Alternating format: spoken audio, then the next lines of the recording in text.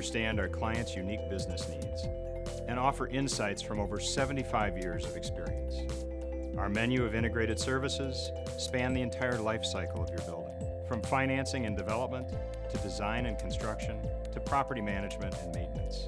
We think like building owners because we are building owners, and we work hard to assure that your building stays functional and cost-effective for generations to come.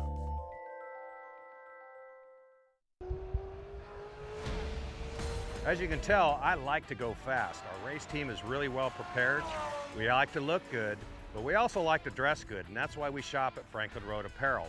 I own the company, and I wear the clothes that we sell in that store. So check us out. We carry all the top brands: Baldwin, John Barbados, Billy Reed, Goodman Brand, and on down the list. So come see us, Franklin Road Apparel, Franklin, Tennessee. Getting the most out of your Classic can mean many things. That's why Heacock Classic Insurance is excited to sponsor the Trans Am Race Series. In addition to events, we have proudly provided insurance for race cars, classic cars, and exotic cars since 1989. Heacock Classic is known for its famous agreed-upon value, where brokers and clients find common ground on coverage. So make sure to get your quote today. Follow us at #HeacockDriven.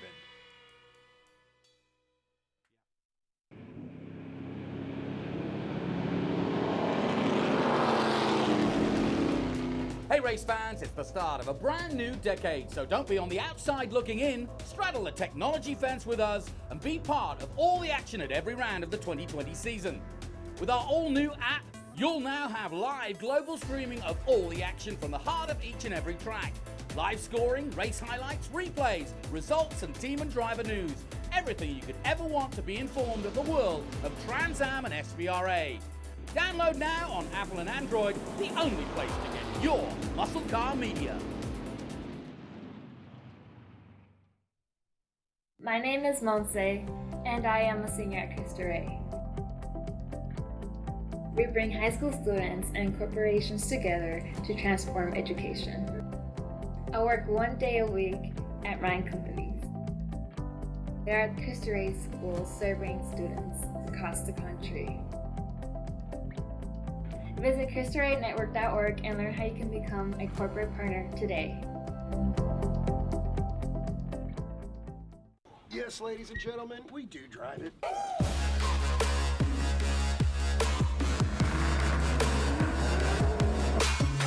But all of us in the pits want to know who's the ultimate grand champions.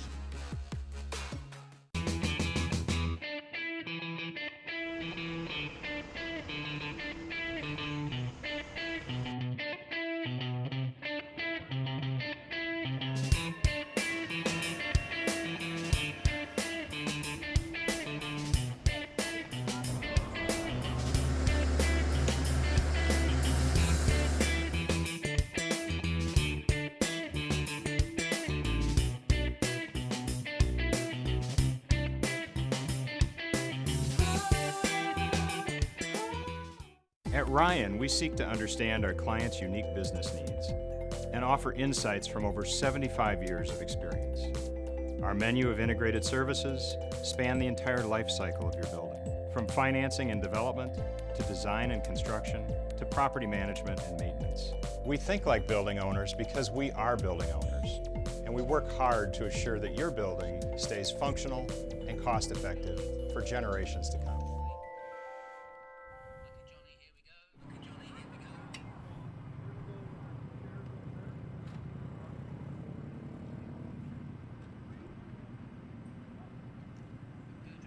Welcome back to Brainerd. We are live here in Minnesota for our Trans Am weekend, and it's a beautiful day here in Brainerd, and we're back here for the first time in 3 years, but we've been coming here for many a year. All the greats, including Parnelli Jones, the first winner back in 1969. So we've got a strong history of some 29 years here at this famous Brainerd circuit.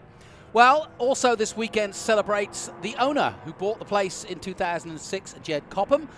Sadly no longer with us, so this weekend is very much a celebration of his life. And earlier in the weekend, we spoke to his family and friends.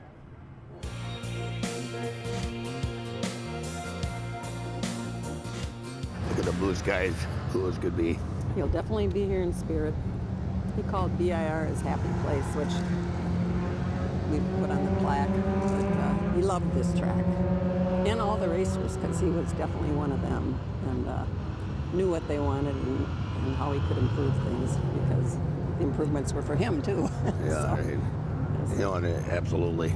He would think nothing of helping a competitor. He'd drop what he was doing and go work for them, get their cars running and whatever. And you know, probably the greatest picture I can remember of him was the snowmobile racing. You know, when you go around, if you sink, you sink. Yeah. And you're done. So he's sinking, he's standing on his snowmobile, and he's going like this to the guy coming by getting the checker flag. You know, I mean, he was a competitor, but he loved his competitors. He loved his other guys, and it's just, yeah, what can you say? We really miss him. I mean, as you know, he's a huge hole in our heart.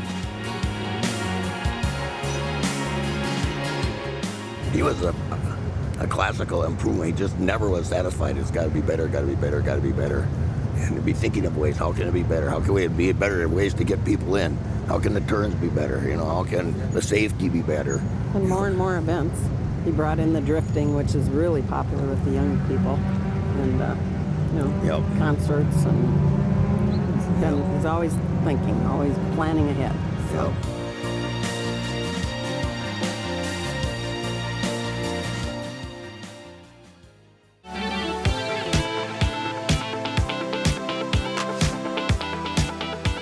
We have a number of different schools up here. We have a regular performance driving school where you can either bring your own vehicle and drive it on the track or drive one of our spec racers. We've got 17 of those.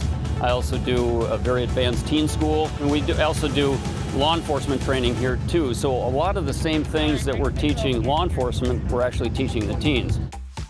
I think the history of BIR, we've had the who's who of racing personalities from all over the world here at any given time throughout our history.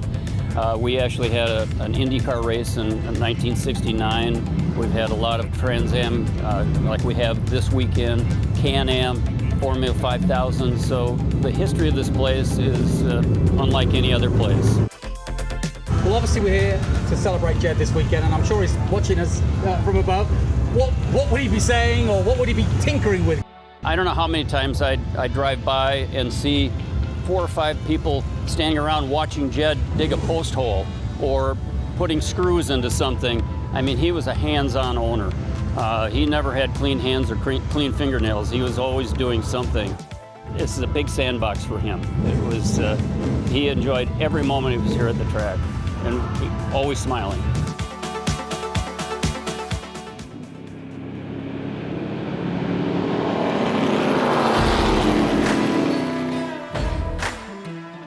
Well, it's been a fabulous day so far, and a wonderful way to celebrate the life of Jed Copham, thanks to the Ryan companies and the Copham family. What better way to celebrate than turn our attention now to another race, the TA and production classes. A Trans Am features 3 production classes in the form of XGT, which is new for 2020, SGT and GT, and they're just as hotly contested as the TA and TA2 classes. Let's have a look at what happened last time out at Mid-Ohio.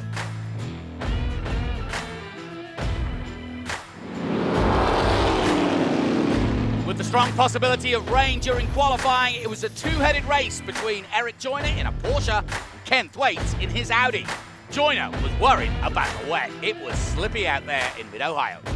In qualifying, it started pelting rain down, and we have 15 minutes to qualify, and I got behind some traffic. I spun on the outlap. I was just a mess.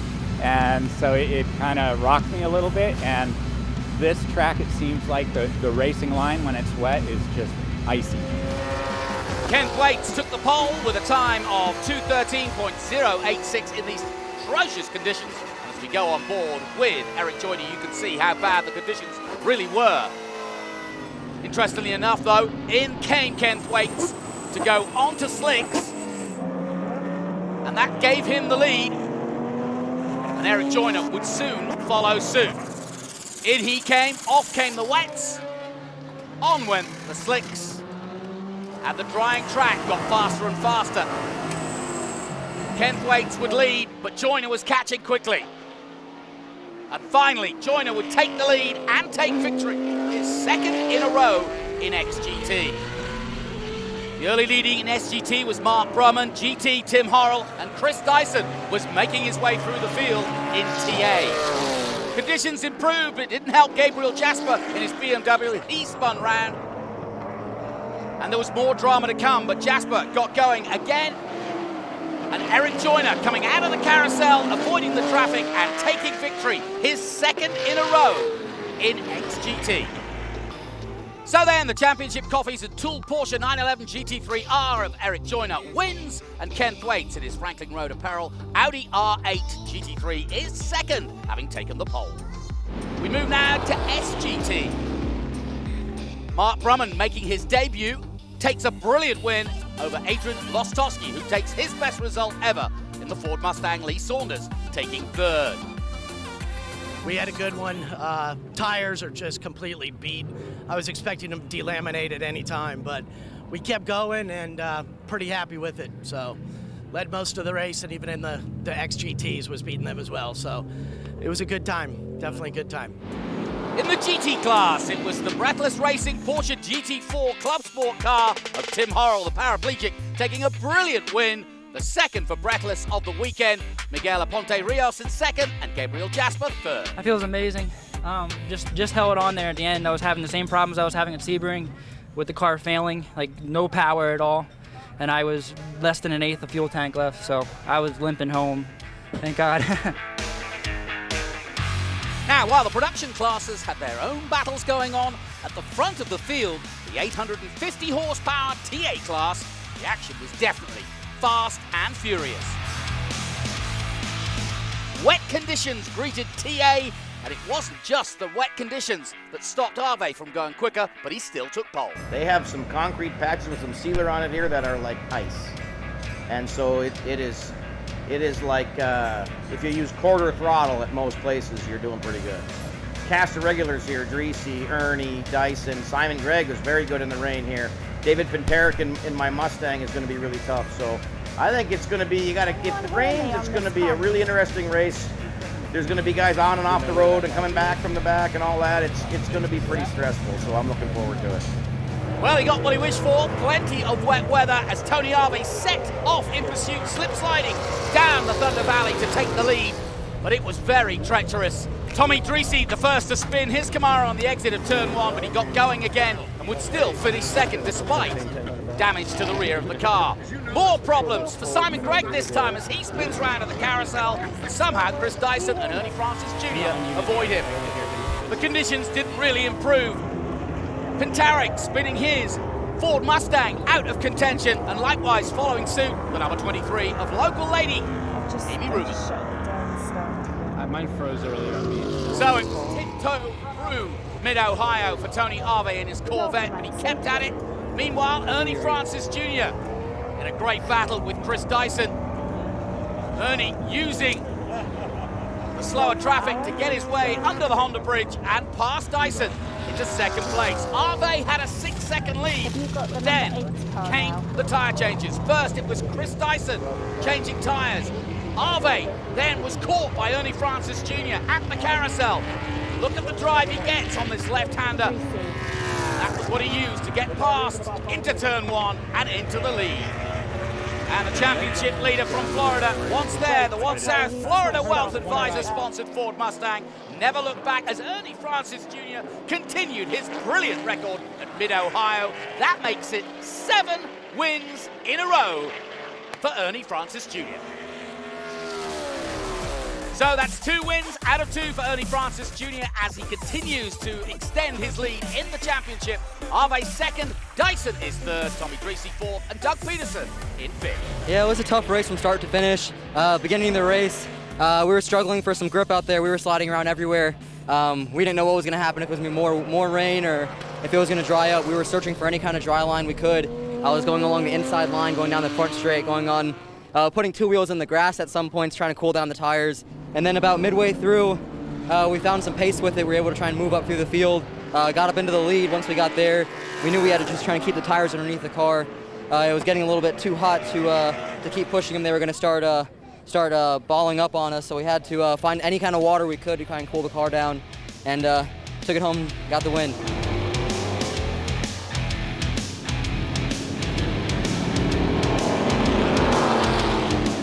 Another win for Francis Jr. this weekend would be win number 22 in Trans Am and bring him up to 4th in the overall wins, tied with the legendary Scott Pruitt. A real milestone.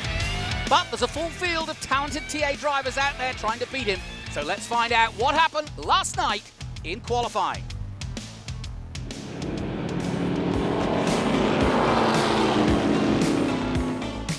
It's been a lot of fun coming back to this track. It's 3 years since we've been here, and don't really remember this place that well. Every session we're kind of learning it more and more, and I think that last qualifying session we got it all figured out. Laid down a pretty good lap. Looking forward to tomorrow's race. This place has a lot of fast, long sweepers, and you can't really throw the car around too much. The cars tend to understeer around here a lot, so the cars like to push in the front end. So you got to really try and keep that under control, keep the front tires underneath you, and I think that's the key to making a fast lap time around this place.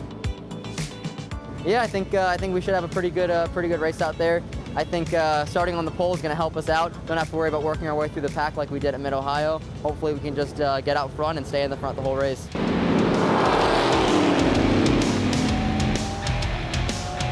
Now, don't forget, there's 2 starts in the next race. Once the TA cars get underway, the production classes will then follow. So let's take a look at who's at the front of the field.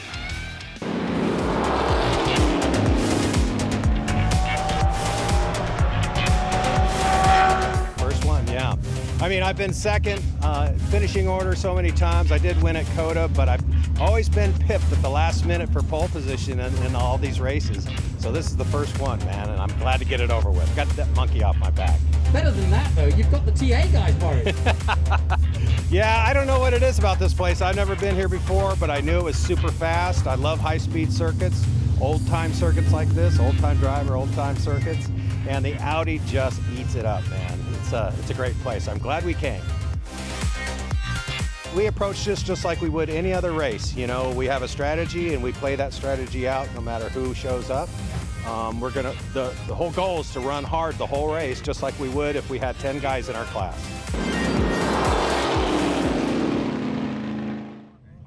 Well, there is the 98 Breathless Racing car, sponsored by One South Florida Wealth, and it belongs, of course, to Ernie Francis Jr., a 6-time champion at just 22 years of age. He's already won the first 2 races, and he's not planning on losing any more. He wants to win here. He's raced here before at Brainerd, and down there with him, I think, is our man Ben Sisler.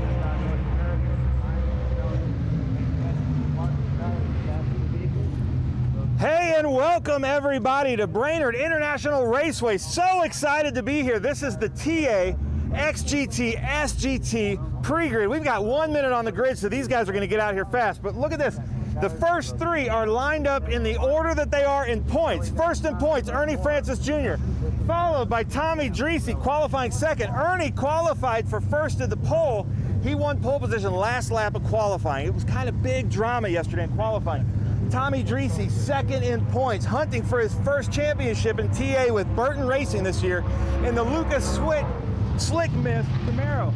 Amy Ruman has been here and won here twice in the TA class. Some of the drivers have never raced here at Brainerd International Raceway. She's won here twice. Then we go to Chris Dyson. He flip-flops with Simon Gregg. Chris is 5th in points, but 4th in qualifying right now. And then Simon Gregg, this is Chris's first time here at Brainerd. But I want to make sure that So also, back here in the back, we can't move any further. We've got Ken Waits. We'll come away a little bit. The one I really wanted to get to, and we'll talk about it later, the last Corvette, Adrian Lostofsky. He usually races the Mustang with us. From New York, all the way out here because the car broke. Great race. These are the TA cars, the 800+ horsepower behemoths. XGT, SGT Viper, Lee Saunders, XGT, Audi R8 right there. Then we've got Aaron Pierce and this beautiful 26 SGT car. And then that's Adrian, who broke the Sonic back. It's going to be a lot of fun, Johnny. I'm sending it back to you for the TA XGT SGT race at Brainerd. thoughts, Ben? You're in the thick of it all the time. Well, if you didn't hear everything he said over our fantastic muscle cars, I think the biggest story that we want to talk about is Adrian Lostofsky, who has done a brilliant job, frankly. He had a car here, a Mustang, blew the engine on Friday, couldn't find an engine to replace it, so they drove out from New York, his team that is, his Corvette that he races as well, and they've put the Corvette together, borrowed some tires, got here at 4 a.m. in the morning and put it all together, and he's out there. Now, he's going to be 200 pounds heavier than his regular car, so he doesn't expect to be competitive, but that's a great story of how Trans Am can react when they need to, and Adrian Olostowski will race this afternoon. So we await as the rumble of these TA cars. These are the most powerful cars we have, some up to 850 plus horsepower. Tommy Dreese from California, from Hollywood, California. He's in the movie business and he likes the script. He always does. He's had several pole positions in TA and he thought he had pole position yesterday, but the man in front of him, number 98, just nicked him at the final moment. But that's what Ernie Francis Jr. does. Here's our onboard. This will be Ken Thwaites with the Audi GT3 LMS. Franklin Road Apparel Audi R8. And we got some great pictures from it at Mid-Ohio. And he could be a threat today, actually, Ken, because the thing about the XGT class is that it's got all the gizmos. It's a production car, effectively. So while the TA cars are fairly rudimentary in terms of what they can and can't use, they've got maybe more power. But because Ken Thwaites is so nimble in the corners, he's been giving the TA cars a run for their money. So Ken Thwaites is the man to watch for sure today.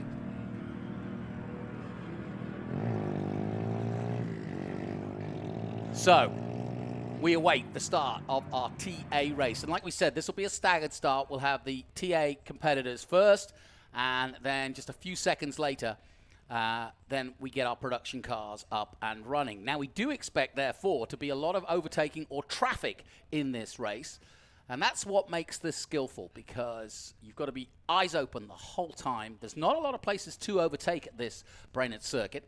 So the fast guys like Ernie, yes, they want to get away well, but Tommy Dreese will want to get ahead of him if he can. And Tommy will be smart. He'll use the traffic when Ernie gets to it to try and get into a battle with Ernie, or try to use that traffic to get ahead of Ernie. And don't count Amy Ruman in the all-red Corvette there, because Amy has won here twice before. Amy Ruman won here in 2012 and in 2015. And I said, well, what's the key to her of winning here at Brainerd? And she said, you know what? It's tire management, because if you get a straight race and there is no caution, then the tires can go off. So it's managing the tires and being ready for the full race and not going hell-bent for leather right from the get-go. So this is going to be an interesting race of strategy in many ways. So a slight pause as we get ready to head out. Tommy Dreese, just waiting. Great character. If you don't know much about Tommy Dreese, look him up. He's a real character. He's been around this championship for quite some years now. And now the roar of the engines begins again.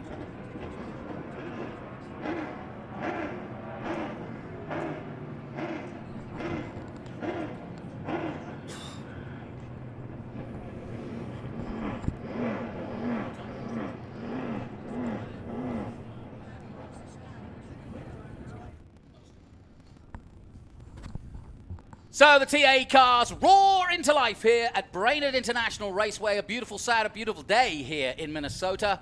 Clear blue skies here in July. It's been a tough year for the motor racing community. There's no question about it with COVID. And obviously here more locally for the Copham family, who have been part of this Brainerd circuit since 2006.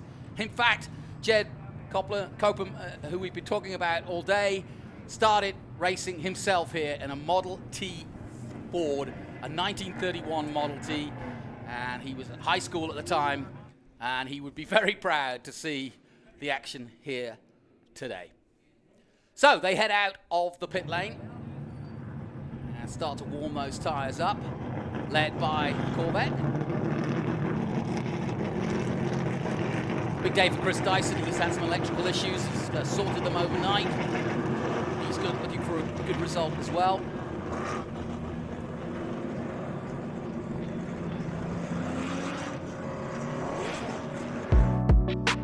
And this event is brought to you by Adrian Ryan Olostowski. Companies, a national leader in commercial real estate services.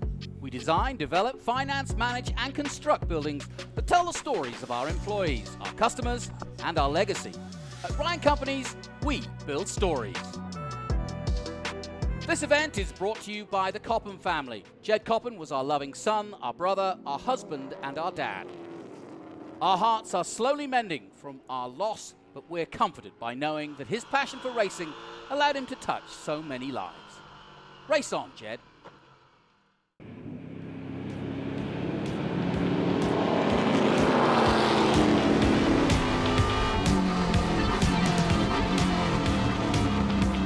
Well, the cars are out on the pace lap around the Brainerd circuit, and it is truly a very challenging circuit. Here's what the drivers had to say about taking on Brainerd. Well, Brainerd's, you know, it's very technical, and it's also extremely fast. Turn 2 is my favorite because your heart is in your throat the whole way around. It's a long corner. You just let it breathe a little bit and then flat back on the floor and hold your breath.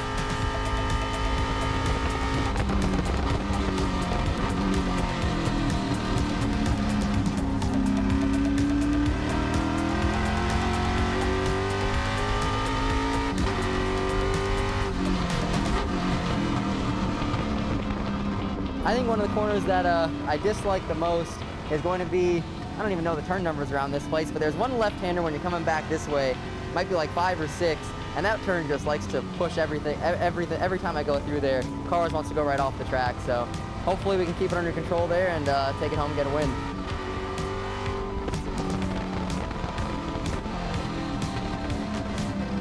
My favorite here probably has been the 11-12 complex coming into the pit straightaway. Real fast, kind of bumpy S's, blind on entry going, you know, right by a concrete wall on the way in. So you got to be real precise, real committed as well. Thread the needle over the curbs and then, you know, finish out the lap strong.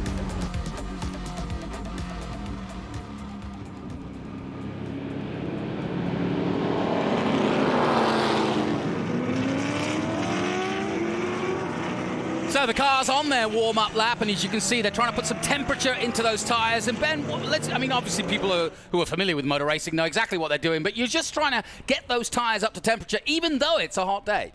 Yeah, because the tires need to be at a hotter temperature than it is ambient outside, meaning the outside temperature.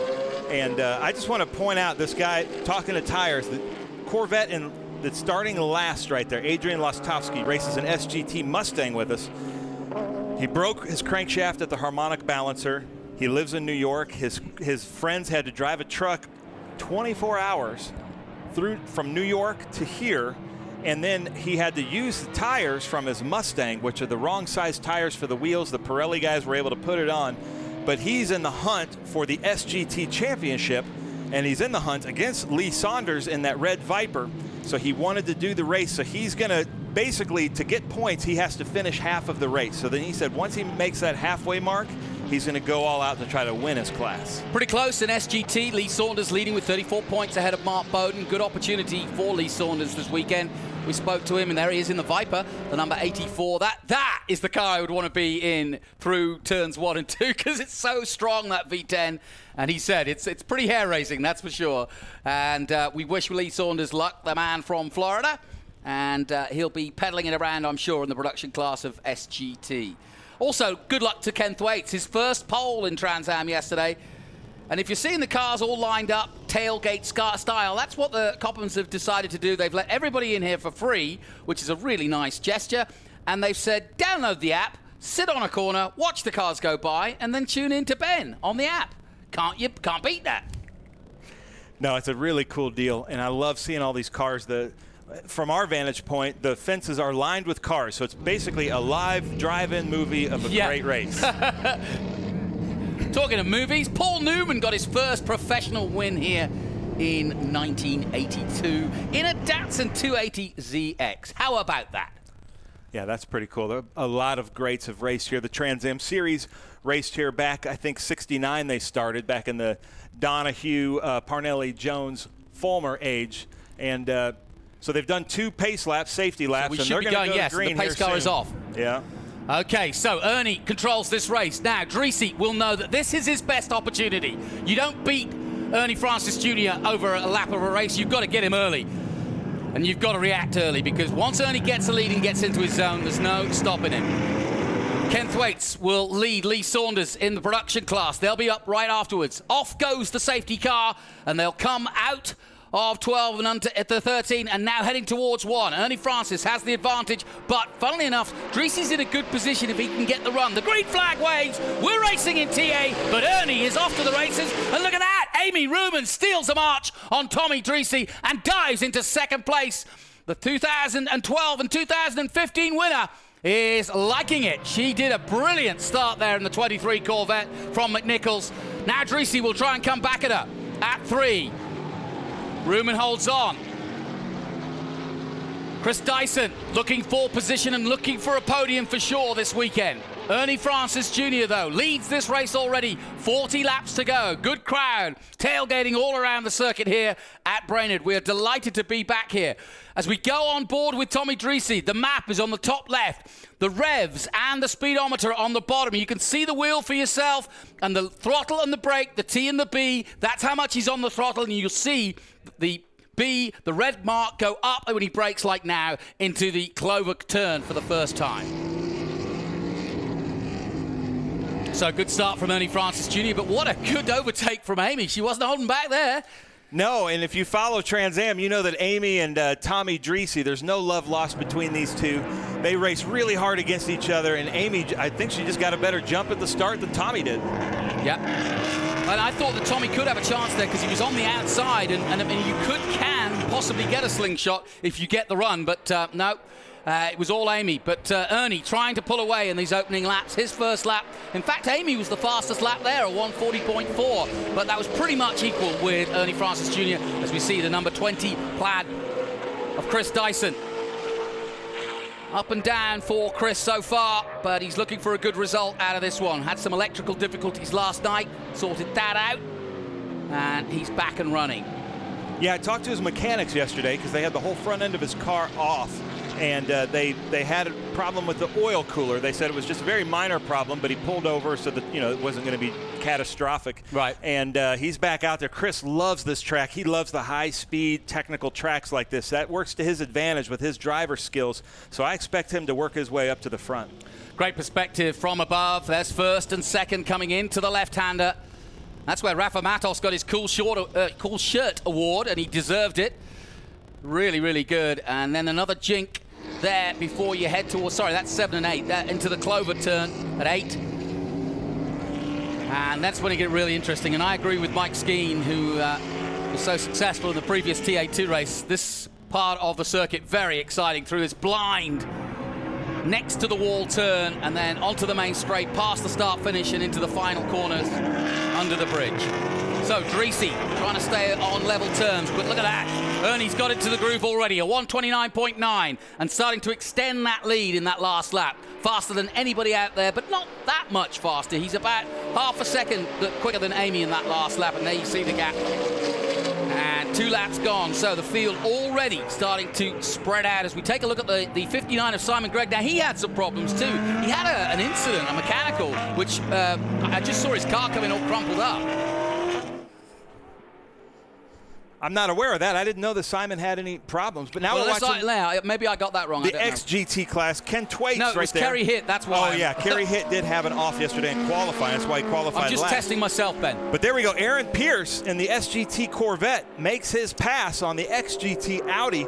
Aaron Pierce was actually racing a TA2 car with us at Mid-Ohio, and now he's with his SGT Sam Pierce Chevrolet Corvette out there with us. And I just got word that in about 10 minutes, Trans Am champion Tony Ave is going to be joining us in the commentary booth. And this, I would consider this to be one of his home tracks. Yeah, no question about it. He said, I was reading up about it, and he said this is one of his favorites.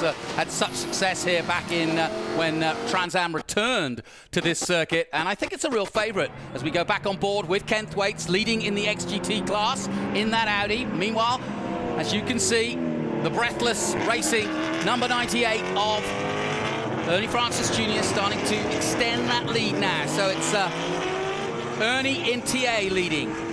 XGT led by Ken Thwaites, and SGT Lee Saunders continues to lead ahead of Aaron Pierce and Adrian Lostofsky. And we'll keep an eye on Lostofsky in a foreign car, as it were, for him. We'll see how he's gone. That Mustang's done a good 800 miles. Well, not the car itself, but those that brought it here from New York last night. Inclement weather, the lot, but they got it here at 4 a.m. and Lostofsky's out there racing.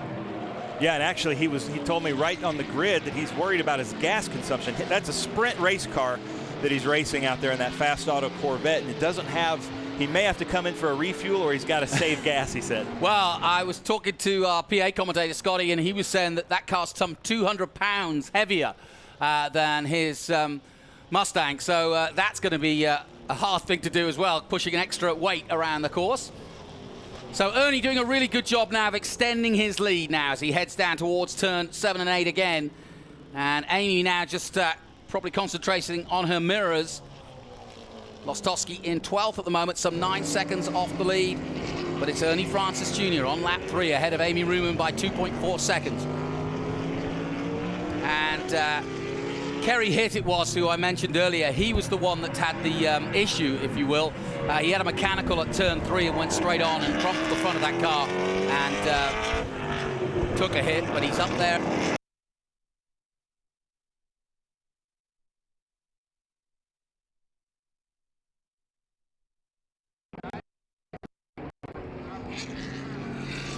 Races here at Brainerd? I have. I won 4 in a row, actually. That's pretty cool. Which tied the Mark Donahue record, yeah. And I was leading the 5th and got a flat tire. Ah! What is it about Brainerd that the drivers love? I think, well, they love the fact that it's a very racy place with a lot of passing areas. They don't necessarily love how physically demanding it is. The second half of this will be interesting. You never really get a chance to rest here, so it's technical, but there's some high-speed stuff, but it's also very hard to hang on to. Just for those who don't understand, when there is no, when there is no obvious lots of places to overtake, how then do you go about trying to get through the field? It's just a matter of going where the other guy isn't, frankly. Yeah, basically. But fortunately here at Brainerd, there's a lot of passing zones. Almost every corner you approach, there's a way to pass somebody in it. And it can make the races really interesting. So I think, and the other factor here, of course, is this place is super physically demanding. Since they shortened this track and made it so technical, it wears you out.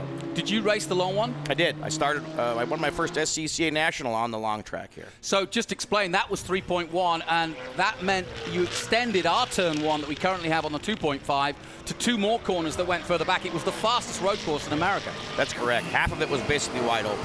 Wow. And so, but it was pretty exciting. Turn 1 and turn 2 were very exciting. But and I'd love to go back and run that course again. But anytime you can come up here, the fans are great, and it's generally speaking just a fun part of the country to be in the summer.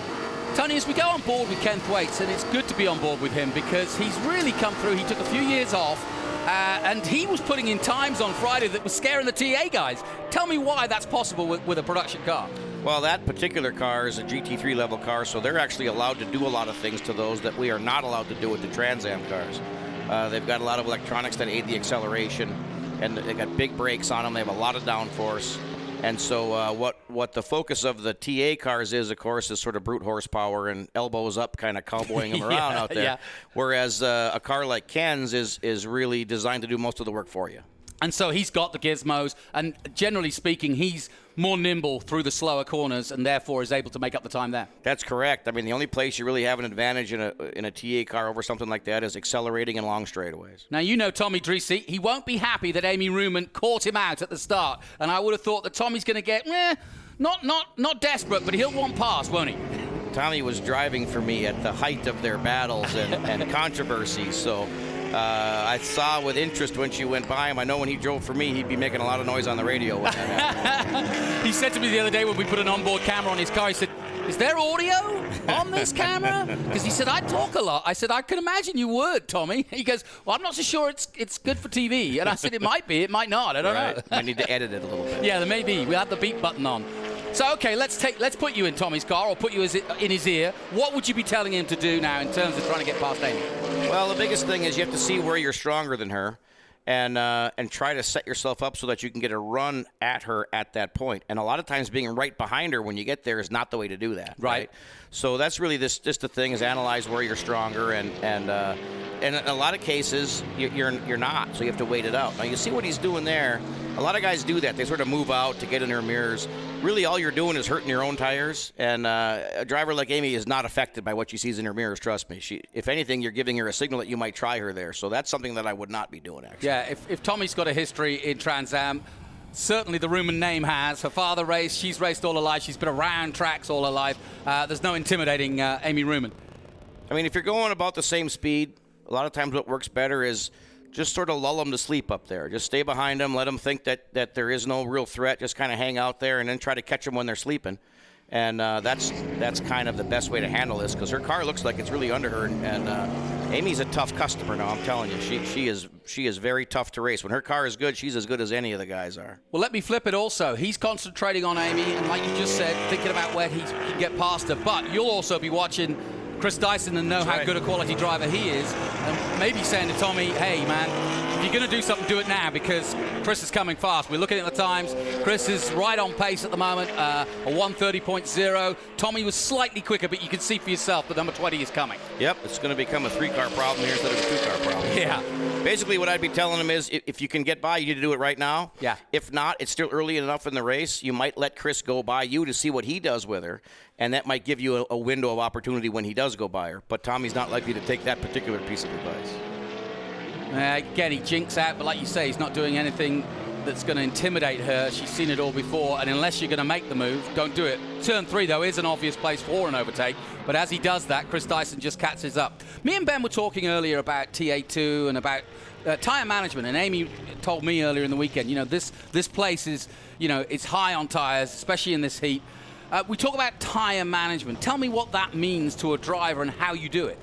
So you just never want to slide them. You certainly never want to spin the front tires going forward, or sorry, the rear tires going forward, right? You don't want to lock the fronts up. What you really worry about here is all the acceleration patches, they just kill the rear tires, right? So you want to feed the throttle in really slow. It takes a lot of discipline to do that, especially if somebody like Ernie's pulling away from you. But at the end of the day, you're really just going to hurt yourself if you try too hard too soon. That's an interesting point. Okay, well, you got it from Tony Harvey. 4-time winner here, almost 5 except for the puncture. Yeah, that must be the most, that's in all the racing things you can do. I suppose if you make a mistake because you're pushing hard, you don't get too hard on yourself. But a puncture's just like, it shouldn't be in the rules. It should be like, nah, I can't go out for that. Yeah, it's, you know, unfortunately Here we go. Yep, he's having a look, but I don't think he's got anything there. See, the problem is there now. He'll get right behind. See how he fades back? He should have stayed a little bit wider. He wouldn't have washed out in her draft. Gotcha. So now he lost an opportunity. So. And Chris is only going to play into that. Yep, and Chris may have a run at him now as well. So this could get interesting. Well, this is an obvious place for an overtake at turn 3. Jinx out again, does Tommy. But Amy's got the better of him. She's got enough of a car distance where he can't really dive.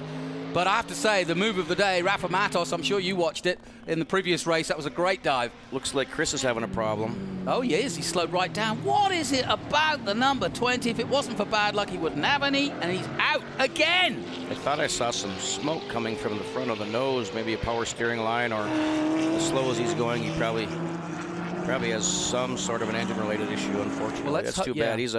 He's a great guy and a really good driver with a great team. They just haven't had the luck. Yeah, he is. He's a super guy, and you want well for him every weekend because he comes here with a big smile on his face and bounces around the paddock, and then he gets these bad luck problems, usually mechanical. He very rarely makes a driving mistake. That's true. He's done so many good big endurance races where you have to put the numbers up for hours. This is just a short sprint for him, so he does a great job driving. Just like I say, they need a little bit of that luck. Yeah, Dyson's another one with a famous name. Heavily involved in racing all his life, grew up at a racetrack and loves racing now. Amy under big pressure now from Tommy Dreesy. This is as close as he's been as he dives towards turn 1 again. He looks to the inside, now to the outside. That was smarter, see, to get that nose back out in the air. That was smarter. Now he should be able to suck up on her here. Yeah, now he should make the move at 3, right? If this he is can. 2. looks like he's gaining now, and she has one in front of her, so now's the time to try it, but I don't think he's going to be able to do it. Now, how does she play it? She needs past Lostowski quickly, and she's done it. Yep, that was important. Nicely done. They both go through turn 3. This is a great battle now. 31 laps to go. Now, Tommy makes a mistake there. How much will he lose on that? He's working on those tires. Yeah. He's going to pay for that later. I was about to say, that's what it's all about. And Amy looks quite smooth, actually. Yeah, she's always been very smooth. She's going to be easier on the tires than most of us generally are. She could be a big factor at the end because she knows how to take care of that equipment. She's always been very good at that. So you were saying earlier, or I read up earlier, that this is one of your favorite tracks. Obviously, you've had the success here, but that doesn't necessarily mean it is or it isn't. But not a Road America, not a Mid-Ohio, this one? Everybody loves Road America. Yeah, and I grew up racing there as well. I have just an affinity for this place because I did race here a lot when I started, and I won a lot of snowmobile races in Brainerd when we raced up here. We had a lot of big wins at the fairgrounds here, so the Brainerd area, I definitely enjoy coming here. All right, you can dispel a myth or not for me. I think snowmobile races, like Kimi Räikkönen, like yourself, anybody who does anything that has no traction sometimes, I think learns that in their head and in their butt and in their body quickly, especially at a young age, that they can turn into road racing, where it's quite different, but you'd be surprised how much you can learn. 100%, and like the last race in the rain at Mid-Ohio, it has a lot to do with how I can run in the rain, particularly you get used to racing where you can't see particularly well. Yeah, very good point. We saw Hamilton take a pole in Formula One in the rain, and he definitely has that touch. And you see the great racing drivers who are able to take no traction out there and turn it into traction for themselves.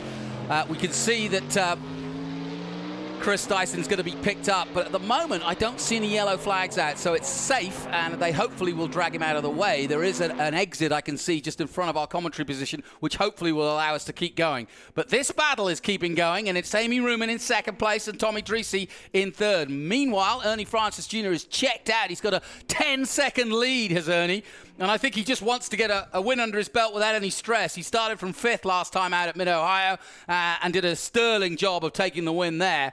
But today he wanted to just get on with it, I think. Yeah, certainly he's able to run by himself now while the other two behind him are racing hard, so this is good for him on a tire situation as well. You're listening to one of the greats of Trans Am, Tony Arve, who's joined us here in the commentary to check it all out from Brainerd. He is an absolute expert here. He's the perfect guy to talk to. 4-time winner here at the Brainerd circuit back in 2010, 11, 12, and 13. So, come on, Tommy, let's try something here. You've been hounding it now for a lap or two, and there it is. You can see Chris Dyson just being dragged away, and in fact, he is out of harm's way. That was good work by the marshals, getting him out of the way, and now we can continue without any worry. Somebody else slowing down there. Yeah, they had just had an off at this last corner up here. I'm just really bummed out for Chris. He's a fellow sprint car racer like me, so I feel bad for him. Yep. Chris is a busy lad during a season. I don't know how busy he's been during the shutdown, but he's always racing something. But yeah, Amy's got nothing to do, and she can't worry about Ernie Francis unless he has a mechanical or unless there's a yellow flag or a full course yellow. In fact, she was probably praying for one because that would have helped her a bit. But she's still got Tommy in full attention here, and he's also playing that game where if there isn't a lot of places to overtake, you kind of try to force the opponent into a mistake, right? Yeah, it looks to me by the body language I'm seeing, he's getting a little impatient, so it's probably a good battle to watch. Tommy getting impatient? I've never heard of such a thing. I should say getting less impatient. Less impatient, gotcha. He has a reputation for that. So there's Adrian Lostowski. And we just saw one of the drivers. Adrian up to 11th place. He'll be pleased with that. He's behind Kevin Long. Chris Dyson out, obviously. Aaron Pierce just ahead of him. Lee Saunders still leading in the SGT class, and Ken Thwaites leading Kevin Long in the class. We're on board here with Ken. See him moving the wheel around on the inside. It's nice to get that view of the steering wheel. You see how smooth he is in the Audi. It's almost like it looks like he's having a day out on a Sunday afternoon in the park, but he's working a little harder than that. It's quite a physical track, isn't it? It really is. You just never get a rest here. You're either accelerating and shifting or braking hard. You just never get to catch your breath. Yeah, but you catch your breath on the turn 1 and turn 2, but that's breathtaking. You're just holding your breath there. Yeah. There's the outside shot of Ken Thwaites' car. Thwaites, as they call him here. I call him Thwaites because I'm from Lancashire and we have a beer called Thwaites and it's spelt the same, so forgive me. But hey, Thwaites, and he said it's a Welsh name. I asked him about it, so I'm sort of semi-right. It's a beautiful looking car, and of course, worldwide, that Audi R8 has been a world beater in its time. And it's a very well-built car. It's a beautiful car, yeah. I have an Audi GT4 that I run in some other racing, and Natalie Decker's going to do some Trans Am racing in it. Great. Very well-built cars. Natalie Decker, who is one of the few young ladies to actually really do some good work in the cars when she gets a chance to race at Trans Am. Saw her at Road America, I think, last year, and she runs well. Looking forward to having her back. Now, come on, Tommy. Let's see a move here. Oh, I think you're going to. It's just a matter of time. Under the bridge he comes. Well, this is the best opportunity. Tuck in here, and you tell me, Tony, but tuck in here and then make the move at 3. Tommy's really good through right there. If he could just keep the front end underneath him here in the draft, he could have a better shot at her in 3, but it's just so hard. You get, although he's close now, so this should be interesting. As close as he's been. Battle for second place, remember. All right. Do or die now. Tommy Treacy, we're about to Hollywood, see if California. He thinks he can do it. Coming from a long way back. That's a little too far, I think. And she's doing a good job of braking late and making sure she's not giving him an opportunity to make a dumb move, as it were, and lunge. Because if he does lunge, he could get himself crossed up and then in a mess, and then he'll lose all the time, and she'll be plain sailing at that point because there's nobody behind this battle, and she can't really catch up. But look how close he's getting under braking. This is a great shot. Amy has always been very good at positioning her car in the right place for this kind of battle. I've raced against her a lot, and a lot of my drivers have, and she really knows how to make it as hard as possible to get around her within the rules. She's excellent at that, and she's doing it right now. Would you agree with me, though, that I think some racing drivers really show how good they are when they're being chased like this? I think if you're testing, when you're on your own and you're in your zone, then you can go fast. But when you're watching constantly in your mirrors and waiting, and I mean, that's got to be the hardest form of racing. For sure. Cool under pressure is what that does. Yeah. But Nichols, 23, doing a good job of holding off the Lucas Oils number 8. Under the bridge they come, and this is where Tommy really gets close. And here he's doing it again. He's really good through there. Yeah. But he's got to get the right timing here, almost. And I think it's got to be turn 3. We have seen an overtake at 2. How brave are you to do that? I've done it in the rain. I don't know that I've ever done it in the dry, but it looks like he might try it here. No, there's just not enough room, you know. There's just well, she's good room. Through 2. Look, she just gives himself about enough distance where he can't make the lunge again. That's right. This is really, really good cat and mouse between these two. They're both very experienced racers, and they both know what they're doing. As we go back now, a little further, see some of the battles. I think that's a recent change for position right there. Yes.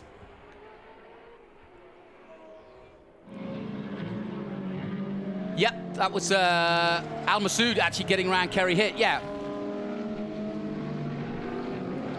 That was a putt. Was that just a lockup? Yes. Okay, good. Well, we're watching that battle. We'll get back to the, I'm sure we'll get back to Ernie Francis Jr. is now in lap traffic. He's coming up on Lee Saunders by the looks of things. And so Ernie Francis Jr., we haven't seen him necessarily on track, but we don't need to because he's a long way up the field. We'll see if Tommy can make one more lunge, Tony. I want you to be here to see it. You're older. I have a feeling that battle's going to go on whether he passes her or not. They're going to be battling the rest of the day, I think. So she'll continue to battle with him. Now, there is a back marker in the way. Here we go. This could change some things in turn 2 here. Yeah, especially as they're going to come across him. Oh, now Tommy's now looking for a side-by-side pass, and that was close. He thought about it. Now he gets back behind her. That Corvette is looming ahead as they come through 2. And she's got to be careful here. This is going to be very key. And he gets out of the way, and that's good for Amy. She'll be pleased with that. But Tommy's as close as he's been here. Great racing. It does look like Amy's having a little harder time keeping her car down to the apex, so it might be a lap or 2 away before Tommy just sort of squirts by here. Well, listen, Tony, it's been great having you up here. I think you better get on the radio and tell him what to really do, because you're his perennial team manager. I think you need to give him some advice. Here he goes. And that was a Rafa Matos-style move, and through goes Tommy Treacy on Amy Ruman, or does he? Amy coming back at him. She's right there with him as they go through the left-hander and into Clover. Turn again, turn 8. But finally, Tommy Dreese has forced the issue, and now it remains to be seen whether Amy Ruman can stick with him now for the rest and the remainder of this race. Well, I said I'd wait for you. My thanks to Tony Harvey, 4-time winner here at Brainerd, joining us here in the commentary booth. And I'm sure Ben's bristling to get back on the mic. Thanks for having me. No, not at all. Anytime, my friend. Thank you so much. Go and tell Tommy what to do. Hey, Ben, I know you're enjoying this one as much as I am. I wanted Tony to see the overtake because he set it up perfectly, but that was good work. Oh, yeah. It's so cool to have these guys coming in and out of our commentary booth because I don't think there's anybody in our Trans Am paddock and that knows more about Trans Am than Tony Ave. He's won in the TA class, the TA2 class, in some of the biggest races we have. And then, you know, his battle just 2 weeks ago with Ernie Francis at Mid-Ohio was epic. And, you know, basically his car kind of went away from him, but he was leading that race quite a bit. And what an insight, from Tony about tire management and about where to overtake and how to, the sort of just the things that we don't often hear about, which is strategy from a team manager to a driver. And he has managed Tommy Dreese, so he knows the character, he knows what he can and can't do, and he also knows the lady he's up against, who's also just as experienced. No, Amy Ruman, you can never count her out. And like I said, there's been some drama with Tommy Dreese and Amy Ruman back in the Tony Ave, Tommy Dreese days. He said that, yeah. And I think she was just smart to say, you know what, I'm not going to get mixed up in this again and let the race come to her. Like Tony said, he was seeing her kind of drift out from the apexes, so maybe she was feeling her car get away, and she wants to stay in this fight because she's in the points. Right now we are 1, 2, 3 in points and 1, 2, 3 in the position in the TA class. Well, Ernie Francis has checked out. He's already gone back to his hotel and had a shower, I think. Well, no, not quite. He's got 18 seconds, but he's a long way up the road. Now, Jonathan, I know you're a very excitable person, but I don't think I've seen you as excited as one of our drivers brought you in one of their sponsors' products. Tell us about that. He's brought me in some hand sanitizer. I think that's what it is. Yeah, it's spelled vodka, but you can call it hand sanitizer. It's Big Machine Vodka, which also makes Big Machine hand sanitizer. Scott Borchetta, who did pretty well on our TA2 race just earlier, brought Jonathan up a little gift. Yep, got some hand sanitizer, looking good. In the day of COVID, you need as much as you can get. Now, we're looking at the 59. This good battle between Simon, Greg, and Hamid Al Masood. And we saw we saw a swap of position a couple of laps ago. And that battle, although it doesn't look that close, it's pretty hard fought. They've swapped twice now. And, man, I really want to give it up for that new Camaro that Simon Gregg's in. Of course, we've all known him in that red, white, and blue Corvette the last few years, but now he's in that new number 59 Camaro. And what a beautiful car. Looks good, doesn't it? You know, I was asking about the C8. I was asking Aaron Colwell about the C8. We're talking about Corvettes. And I said, when could it be homologated into the series? And he said, there's a good chance it's sort of SGT or that kind of form, but TA maybe TA maybe can't have a mid-engine car. But I've heard rumblings of maybe a C8 body in T8, but it would still be the same setup, front engine. Gotcha. But I expect to see some. I expect to see some Ford GTs and some C8 Corvettes here in our SGT or XGT class soon. I tell you, it just shows you, after 54 years, when we're talking about the latest Corvette and the latest Camaro, what a history this championship and the manufacturers have brought us in terms of great performance cars. An American muscle. I mean, it continues to be an ever-going story. And as I travel around the world, I'm amazed. We've had this conversation before, but wherever I go, everybody talks about muscle cars in New Zealand, in Australia, and in Britain. So it's good. It's really good. And there's a lot of interest. And I know there's a lot of people tuning in on our live stream and tuning in to watch these races live. So we welcome you around the world. And as Ben always says, hey, send us a message on Facebook or on YouTube and tell us what you want to see or tell us who you want to cheer on. I'm sure you could probably get some swag off Ben or anything I have left over from my hand sanitizer. Well, I know that Amy Ruman, she's going to join the Amy Army, as I call it. She has fans everywhere, and she's very good to her fans. So you message her, she might make it worth your while, and you can join the Amy Army. Amy Army, I like it. Well, Masood is caught up again, and they're back to battle, these two. 22 laps to go, a long way to go yet. Now, you wouldn't use a cool suit, right, in a race like this? Or could you use a cool suit? Yeah, I would strongly encourage you to use the cool shirt. Well, definitely, because but the weight sometimes. Yeah, there is the weight, but an uncomfortable driver is an unhappy driver, and with the heat like this. One time right after Indy 2 years ago, Amy Ruman got out of the car and one of her crew pointed one of those laser thermometers in there, and her in-cabin temperature was 178 degrees, which is the legal temperature for meat. You know, so she needed the cool shirt. She was like, "That's a cool shirt, saved my life." Yeah. Oh, there we go. Masood. Oh, Masood goes off at 12. I'm looking at you, and I should be looking at number 21 because the tequila man has just gone loco, and he's back on track. And as you can see, he's lost out on that battle, though. So that battle that had gone on for several laps. He'll be back, though. He's a teammate. Oh, and Ernie Francis has just gone off track.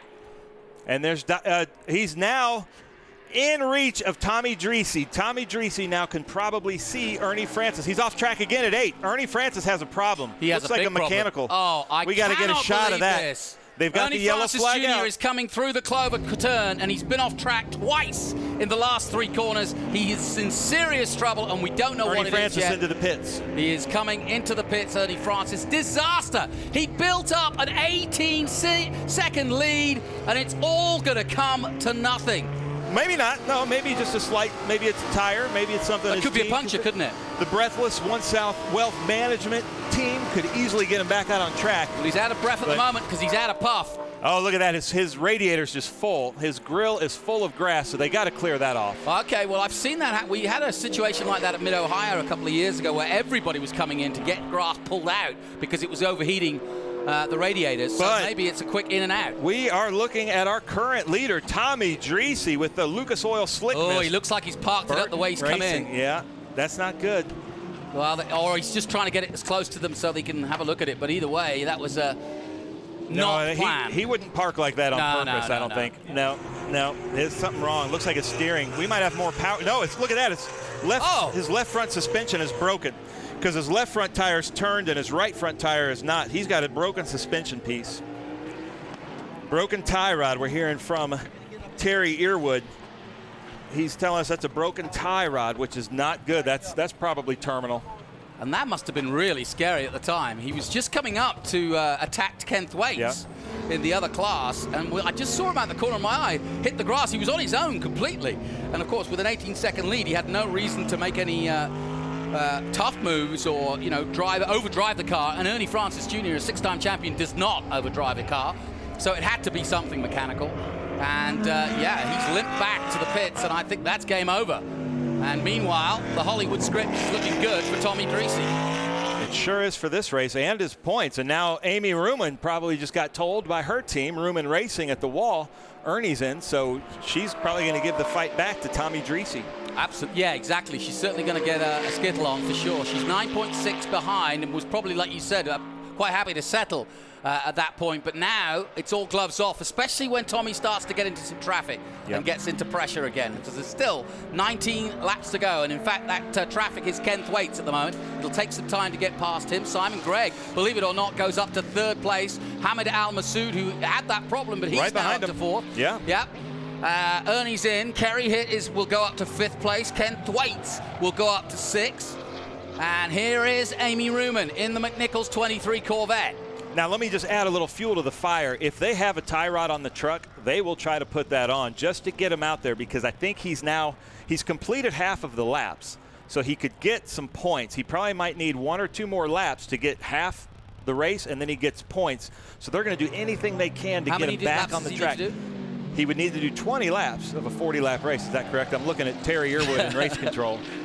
We think so. This is all provisional. This is speculation. What's going on with Al Masood's lost his door. He's certainly not getting out of the car. It's just that the door is coming off.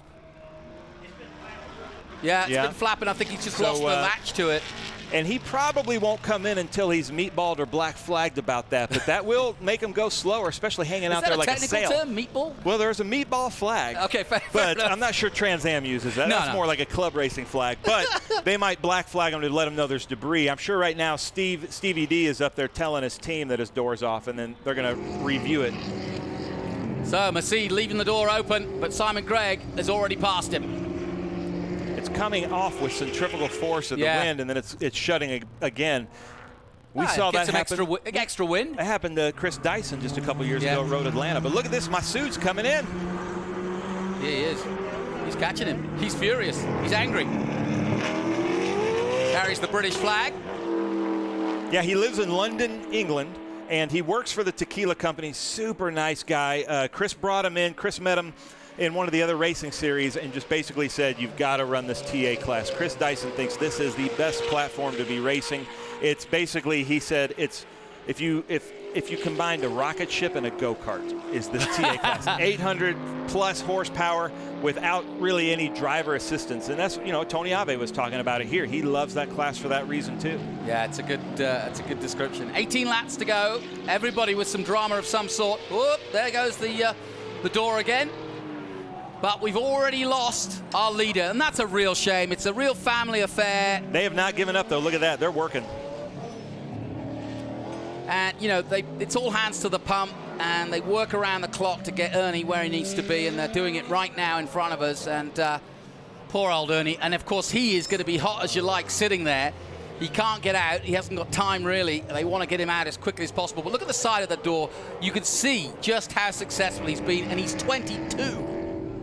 Unbelievable. Yeah. Isn't that crazy? And he, I've listened to some of the radio communications. I've talked to him. I consider him a friend. He teaches me so much about racing. Right. Like, I call him and ask his opinion on things. He took me around the track on scooters the other night and taught me the track. And just a fantastic person, but an unbelievable driver and talent at 22 to make all this accomplishments. But he's in it for the championship, so I think they're going to do everything they can. He probably, to be safe, needs 3 laps. You know, it's interesting, and I think Masoud's coming again. But, yeah, Ernie's a real testament to how good and how professional Trans Am is, because he's had plenty of opportunities to move away from Trans Am. He's won everything in Trans Am and continues to do so. He's 22. He did a bit of K&N last year, but just, you know, he just says he's happy. He's enjoying it, and when he gets fed up with it, he may go somewhere else. But he's got the whole world in front of him, and I think it's actually encouraged more younger drivers like Camp Vaccaro and Dylan Archer to come and join us, because they can see that there is a future, and it's a good paddock to be in to learn to race. Yeah, but I can't believe that somebody hasn't snatched him up, like a Chip Ganassi or Roger Penske, because I've never seen more talented. Well, I think Chip Ganassi gave him a run. He was in the sort of junior program at one point.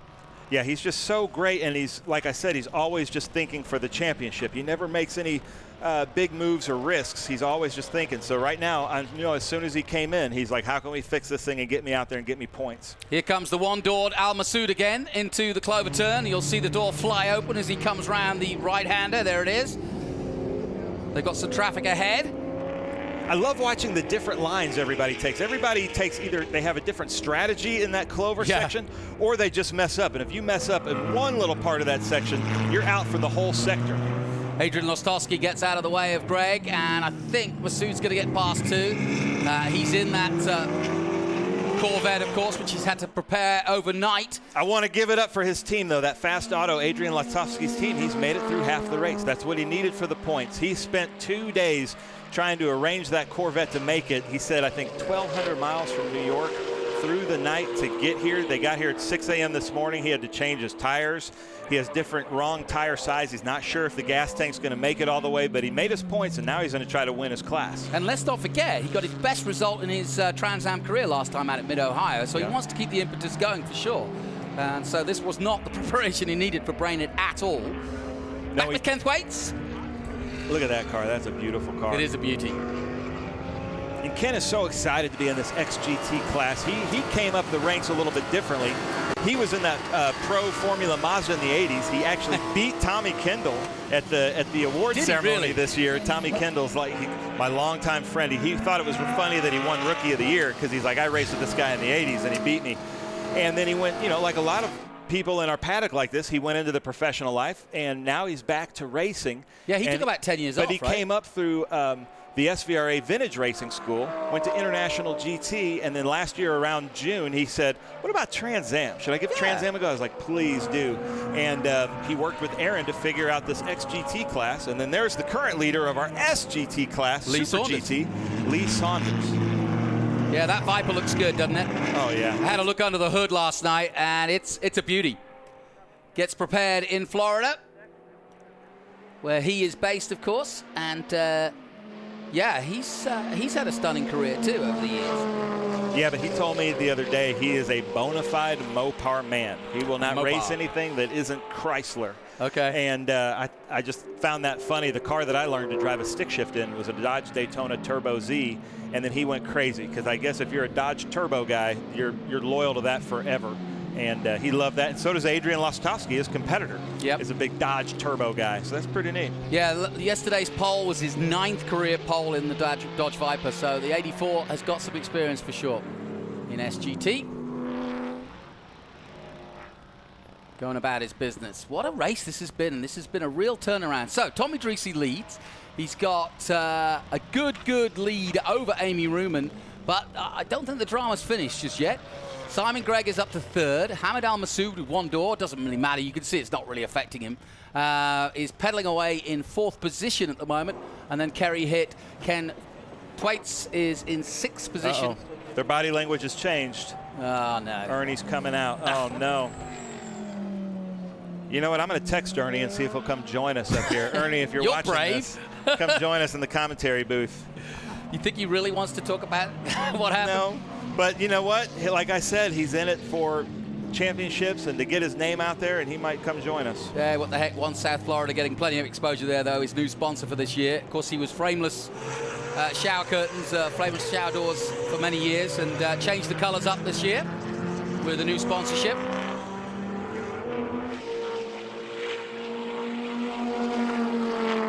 And here comes Adrian again. Coming out of the final turn and on to turn 1 here at Brainerd. And just to remind everyone, we're here to celebrate Ryan Companies and the Copham family bringing us all back to Brainerd to celebrate the great life of Jed Copham, who was a Trans Am driver himself, as well as, it seems, many other forms of motorsport. The man who bought this complex back in 2006 and then brought back Trans Am racing. Much to the love of Tony Ave, who you heard from earlier, who won here 4 times, could have been 5. I think I mentioned it before. Paul Newman got his first professional win here.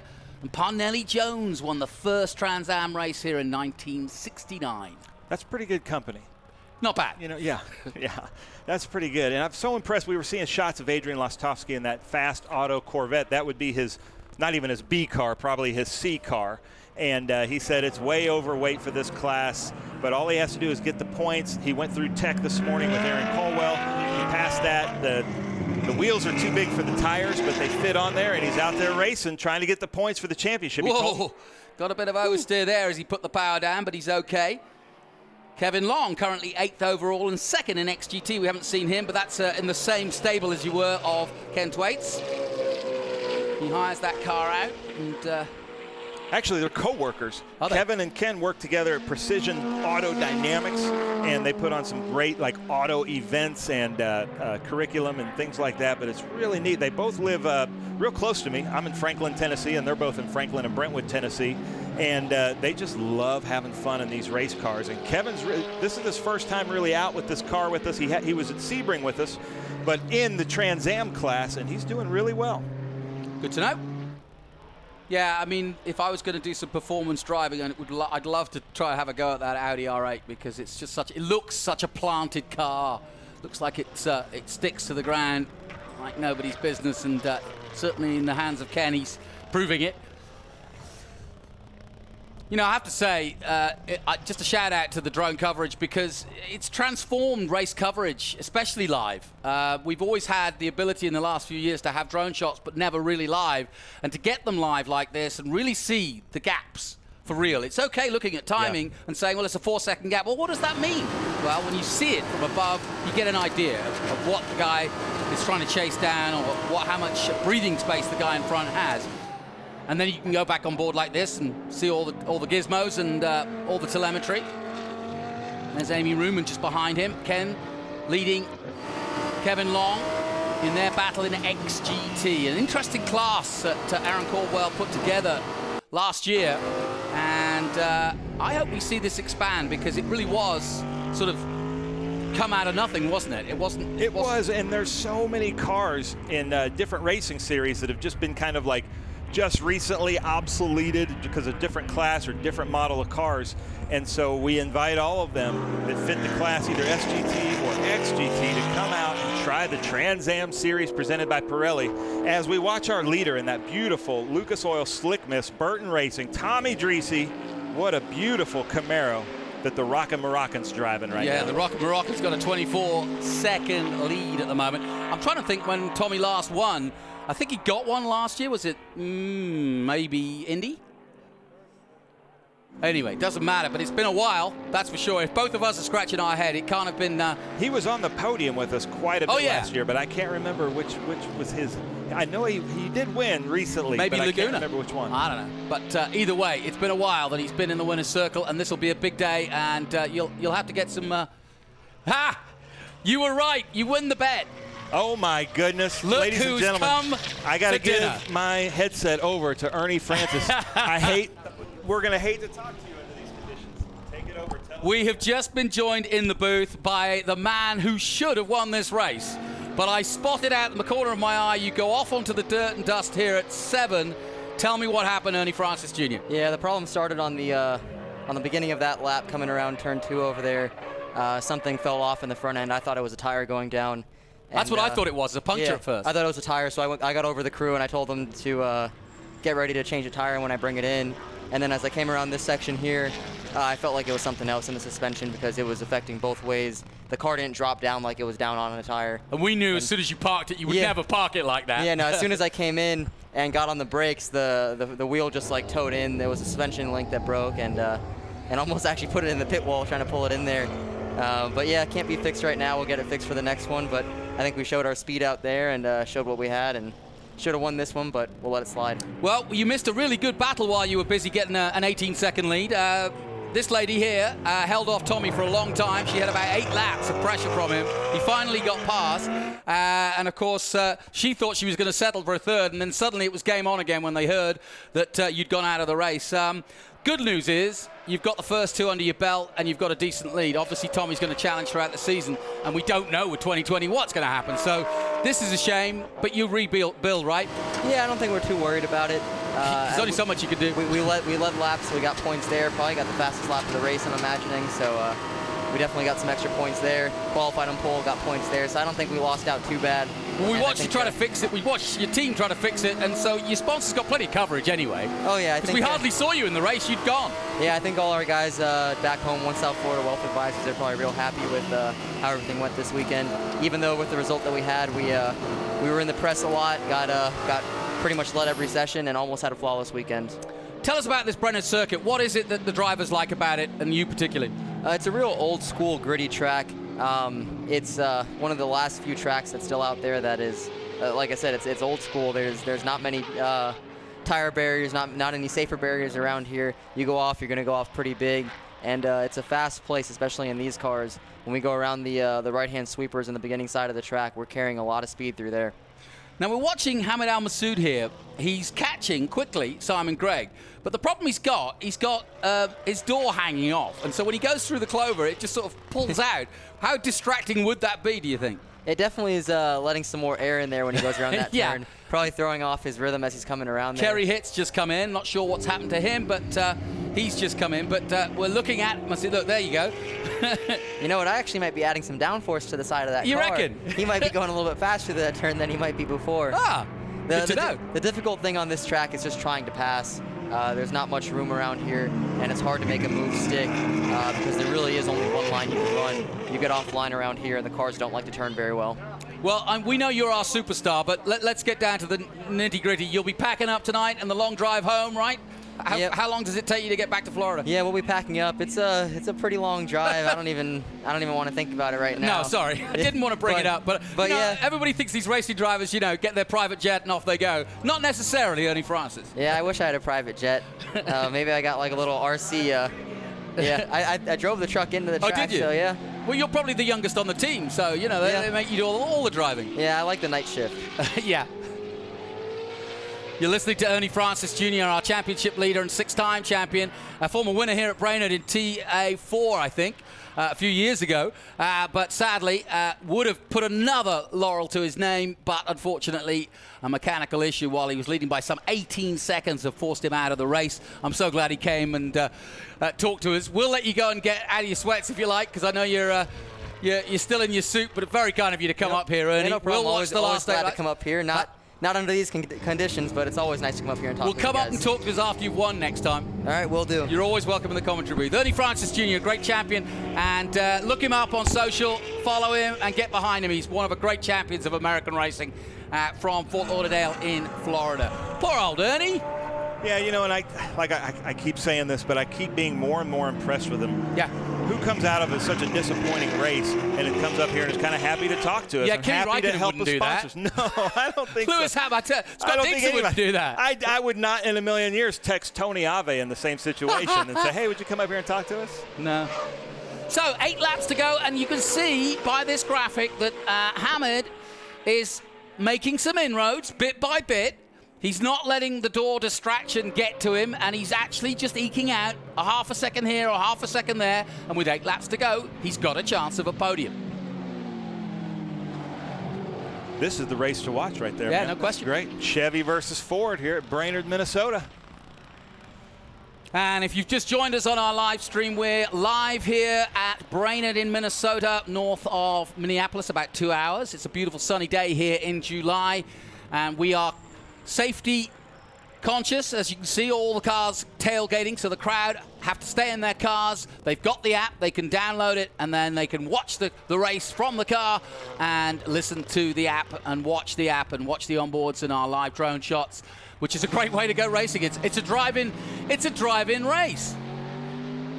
Yeah, you can't beat that. And those drone shots really can show you how hard and difficult this track is. But also, you know, I noticed when we were doing the commentating at Mid-Ohio just a couple years ago, or weeks ago, that the gaps, you know, you can really see who's faster where, who has the advantage. As we watched Masoud go in there into 12. He's close now. Yeah, he's getting close. That battle, look at that. He's going to get him. And you know right now, because Chris Dyson broke, that Dyson's out there watching this right now, rooting for his teammate, really hoping for that first podium. Yeah, they've been in the same stable all weekend. They both had issues, and this battle actually, I mean, Masoud was leading this battle before, and then Greg came by again. So it's been to and fro between these two, and there's certainly enough time for Simon Gregg, if he does get overtaken, to have another crack back with that new Camaro. So he's got some good battling going on here in classic style. Trans Ams, 2 big marks. Yeah, it is. As Ernie says, he might be getting a little bit of extra downforce and a little bit more air in the car. Yeah, maybe. And Simon Gregg, you know that Durhog Motorsports and Troy over there is just kind of biting their fingernails watching this. Simon Gregg, the son of legend Peter Gregg. And these API lifts, these cherry pickers or whatever you call them, but API been providing them for us for this weekend, and we're delighted to have them on board to give us these great shots as well from high above the track here at Brainerd, so thanks to them. Oh, he's a little wide there. It's close now. Like I said, those drone shots really now show you where, you know, it's looking ahead. That's what you can get to see. You can see where he's now, his next opportunity, he passes our commentary position, will be into that next left-hander. But I don't think he's close enough this time. I think what he'll do is he'll get as close as he can, coming under the bridge here, into the right-hander, and then get the drive out of here. This is the key corner in many, many ways for an overtake at 3. It starts way back here, and that's 1.5 miles away from the overtaking position. Masoud is just on the edge with that car. Yeah. In that hard braking area, we can see a lot of brake dust coming out.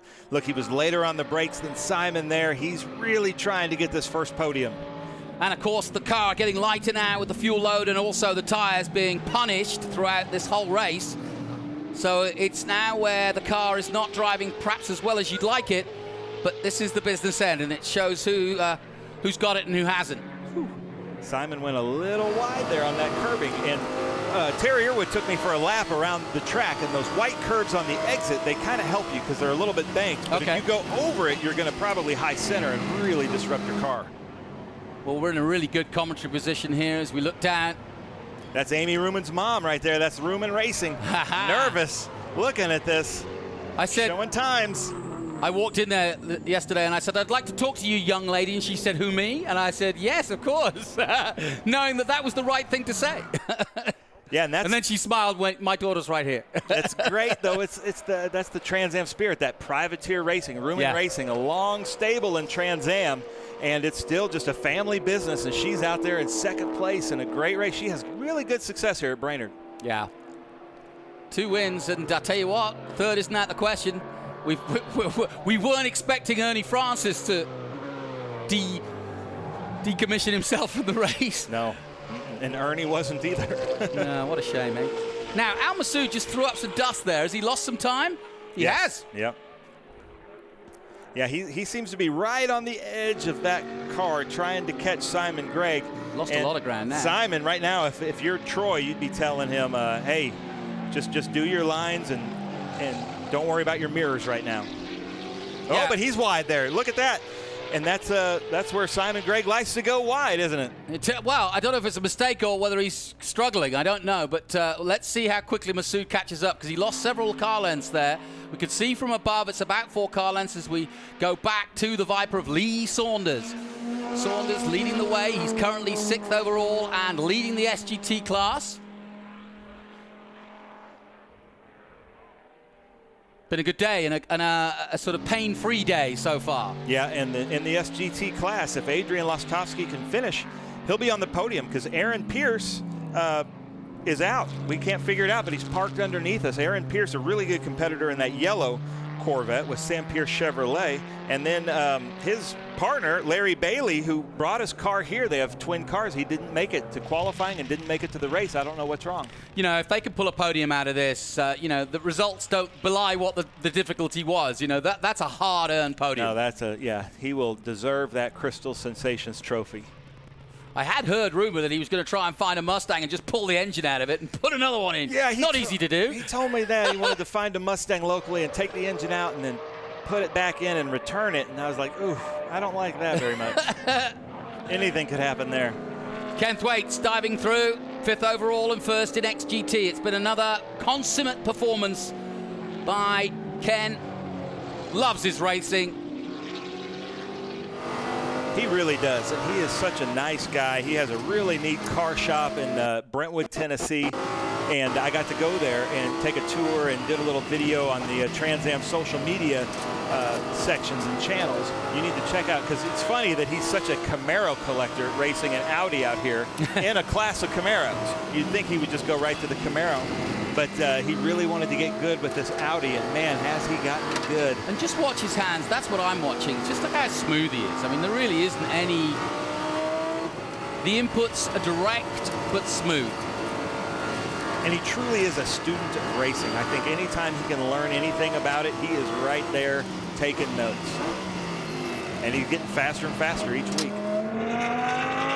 And Masood is coming again as we go back to this battle with 3 laps to go. This the battle for 3rd overall in TA, and it's hotting up. And just at the right time, too. Tommy Dreesy leads this race. Amy Ruman is 2nd. Simon Gregg is holding on for now to 3rd place. But again, .064 last time out from Hamid Al Masood in the last lap. And he's got time with 3 to go to have a crack at it. He lost it some time. There's a back marker in front. But he lost some time last lap out, but he's caught it up again, or caught at least a little bit of it up. And look at Adrian Lostowski there, just giving them the race. He's always aware of where he is. He's a longtime endurance racer, so he's kind of used to this mixed class racing. But, you know, he's in a different racing. He's in a different race for himself. He's just trying to finish the race and get the points. Yeah. We'll get the white flag out next time round, and I think Masood will know that. As we go high and above this Brainerd circuit here. It's been a beautiful day of racing here, and I hope we put a good show on for the Cophams. I believe we have. And you know, knowing Jed, he'd be in the podium hunt this race. Yeah, he's a great Corvette driver. Had a lot of fun. Raced here with us a few times in the TA class, and raced at Daytona with us a few years ago. Great racer, and he had a Corvette, a blue Corvette, looked just like Amy's there. Amy looking for her best result of the season, if I think I'm right in saying, and looking to take 2nd place here Tommy Dreese a long way up the road, some 43 seconds, but this has been a good performance by Amy. And she will take the white flag in a moment. And the clock ticking down as well here in our TA, XGT, SGT and GT race as we look at our leader with the Lucas Oil sponsored number 8 of Tommy Dreese. Done the Western Championship, won that. White flag. And there is the white flag for Tommy Dreese. And Ben's going to have his work cut out to stop Tommy writing a book on the podium, because I'm sure he'll have plenty to tell you. Yeah, he's very animated, but I know that Claudio Burton and the Burton crew over there, Terry, you guys have got to be so proud and so excited for Tommy. He let the race come to him. I didn't see him put a wheel off or make a mistake. Well, the only mistake he made was at the start, letting Amy through. Yeah, maybe. I mean, it really wasn't. She just got a run on him and just got a better start and took advantage. But ever since then, he put some real pressure on Amy throughout the first sort of 2/3 of the race. Finally got past her, got a bit frustrated, and that is one of Tommy's sometimes weaknesses, that he gets a little too frustrated. He's, like you say, a very animated guy, and he gets all emotional and sometimes pushes too hard. But this time he bided his time, got past. It was a nice move. He might win the Cool Shirt Award as well, because it was a good move. And since then, he's just built on his lead, got into the zone, and built and built and built. Now, Masood got one more chance now as he dives into turn 12.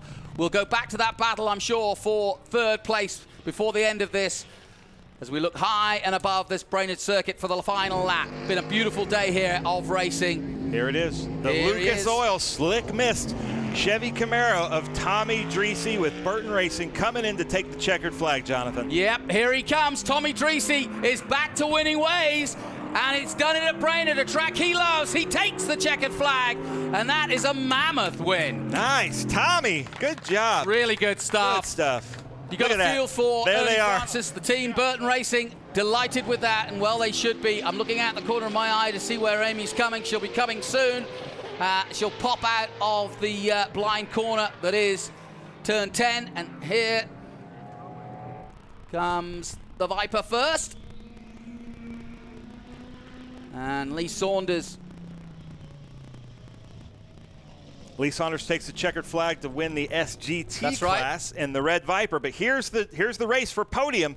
Will Masood get his first podium in Trans Am? He goes a little wide there. He hits the front splitter as they come into the Clover section. Amy Ruman crosses the line now to take 2nd place overall. The battle has been raging all race long between Simon Gregg and Al Masood, and it's getting down to the final 2 corners now. But I think Simon Gregg has done a good job of holding him off, and it will be Simon Gregg in the 59 Camaro, the brand new one, that takes 3rd place.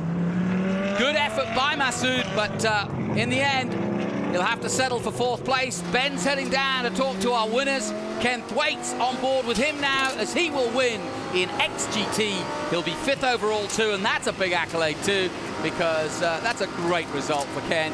He'll be delighted with that. 6th place to Lee Saunders. Kevin Long takes 7th. Adrian Lostofsky can't ask for any more than 8th overall, and a podium in SGT, given all the woes he's had. And Ken gives us a wave on board as he turns to the fans and waves to them as they tailgate here at Brainerd International Raceway. It's been a great day of racing. Hope you've enjoyed it on our live stream. And don't forget, if you're watching on YouTube, download our app for both Trans Am and SVRA on Google and Apple, and get involved with what we're doing. Lots of news stories we'll be writing up, we'll be getting features out, we'll be throwing out highlights and looking ahead to the next few races ahead. Watkins Glen, Road America, lots more racing to come, we hope, from the Trans Am 2020 season. But Tommy Dreese is your winner, and it's donuts for everyone in Minnesota. Thought he was going to take on the old circuit then. Now, he's got to be careful. If he gets stuck on the grass here, that'll be bad news. He won't get his interview. No, he's done it. He's all right. So, Tommy Dreese, who almost got pole yesterday. He was leading in qualifying until Ernie Francis Jr. did what Ernie Francis Jr. does best, which is go fast. And he was doing just that before Mechanical Gremlins struck and brought him into the pits and out of the race. But Ernie will still lead the championship, but Tommy will use this to close the gap, I'm sure. A good result for Ken Thwaites and another great result for Lee Saunders in SGT. So into Parc Ferme they come, and the fans and the team will head down to the podium. And in a moment we'll hear from our winners, but they're all nicely parked in there. It's been a beautiful day here. My thanks to the Cophams for hosting us here this weekend, and to Ryan Companies for putting the event on. Well done to Mike Skeen and the Liqui Moly team. You see the truck there all packed up and the car just parked up. Mike Skeen doing a brilliant job in TA2. And here is Dreesy coming in, just behind him Ken Thwaites.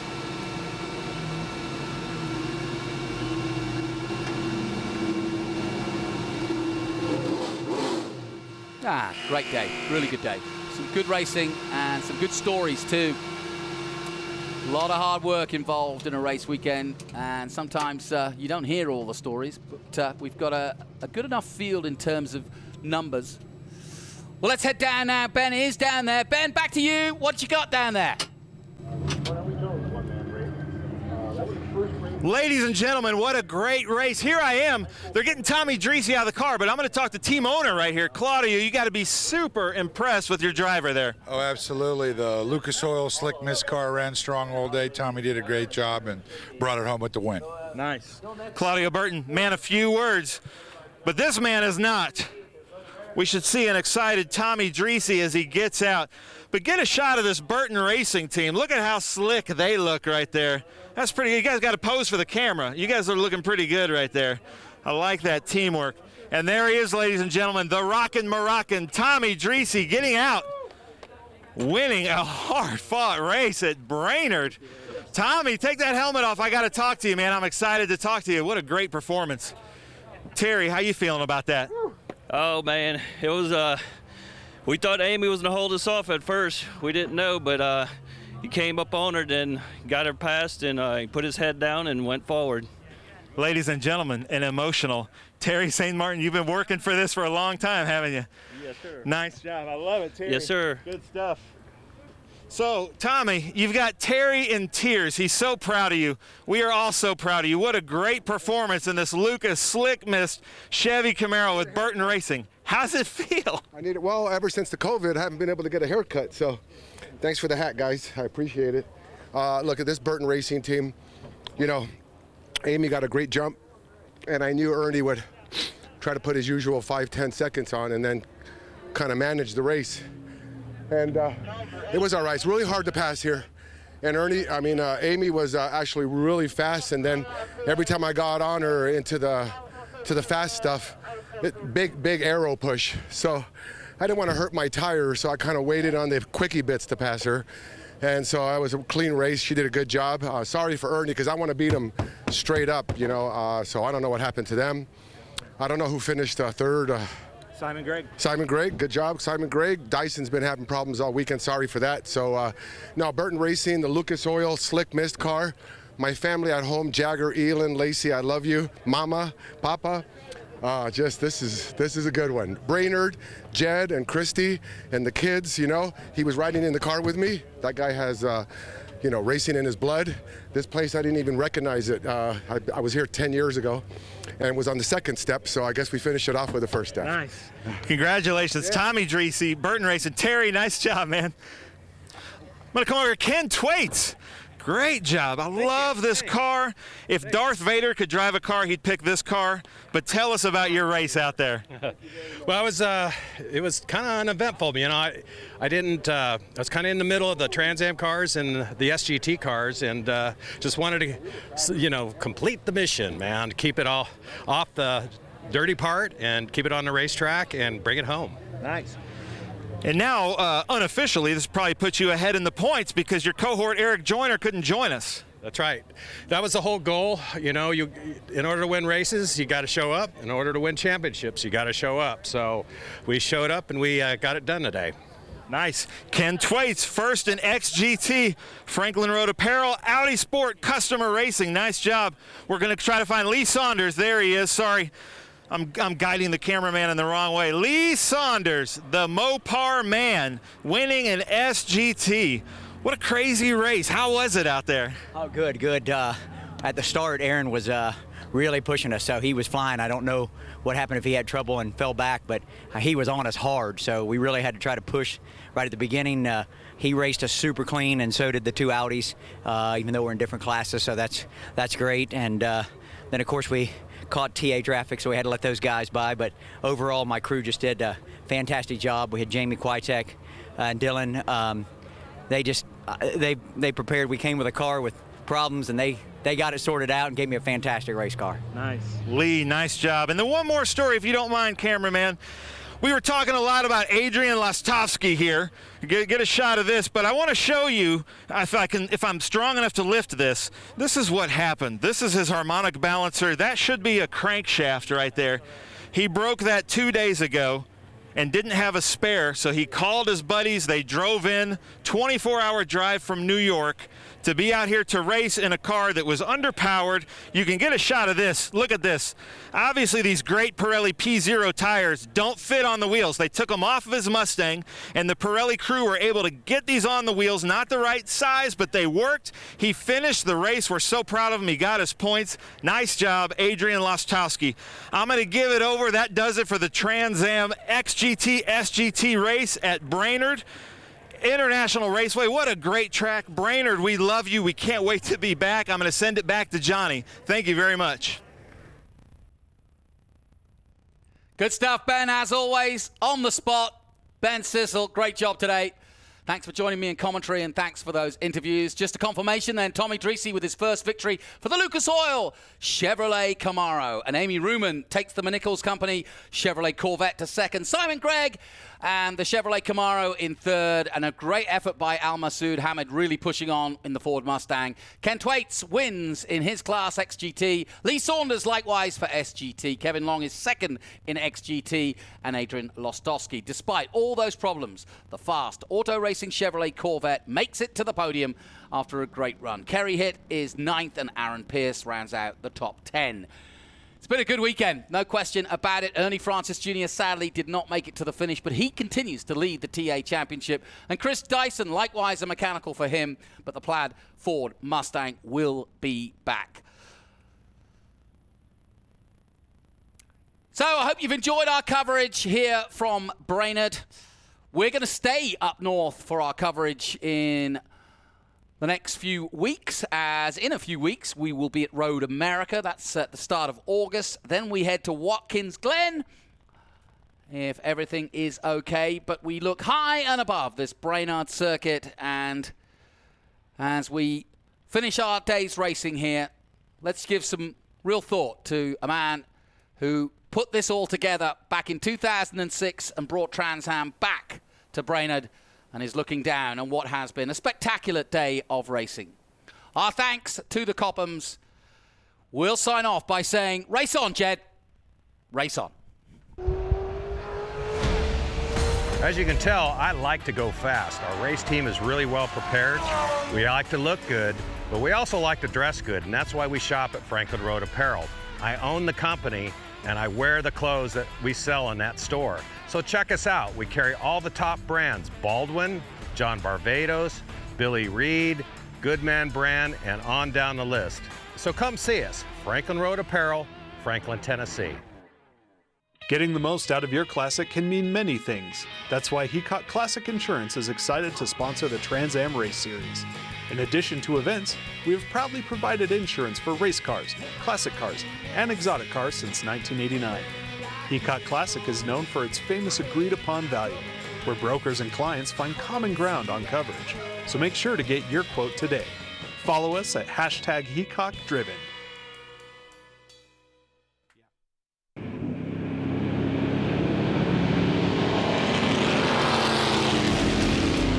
Hey race fans, it's the start of a brand new decade, so don't be on the outside looking in. Straddle the technology fence with us and be part of all the action at every round of the 2020 season.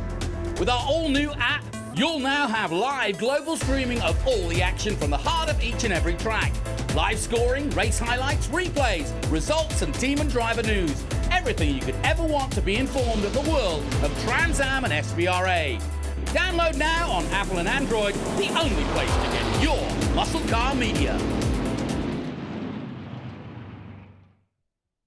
My name is Monse, and I am a senior at Cristo Rey. We bring high school students and corporations together to transform education. I work 1 day a week at Ryan Companies. There are Cristo Rey schools serving students across the country. Visit CristoRayNetwork.org and learn how you can become a corporate partner today.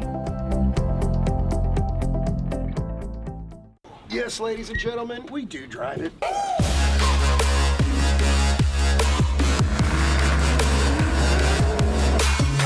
But all of us in the pits want to know who's the ultimate grand champions.